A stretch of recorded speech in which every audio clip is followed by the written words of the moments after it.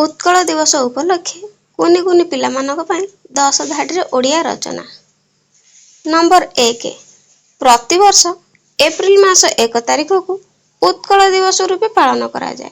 Number 2 1936 मसीहा April मास 1 तारिख दिन आम राज्य ओडिशा स्वतंत्र प्रदेश रूपे स्वीकृति लाभ करिथिला।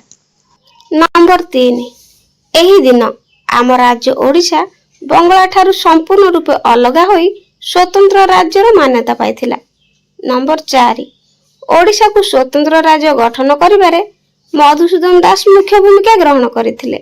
नंबर 5 आम राज्यर विभिन्न सरकारी और बेसरकारी अनुष्ठान मानकरे एही दिवस आडंबर सहकारे पालन करा जाए। नंबर 6 उत्कल सम्मेलन को मधुसूदन दास स्थापना करिथिले एवं एथिरे 65 जन सदस्य थिले।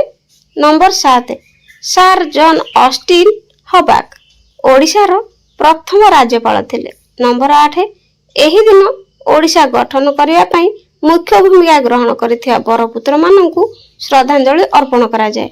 नंबर 9 आमर जाति भाषा और संस्कृति को मने पकाइबा पई एही दिवसटी पालन करा जाय थाए। नंबर 10 उत्कल दिवस को प्रत्येक ओडिया पालन करी निजको गौरवान्वित मन करंती।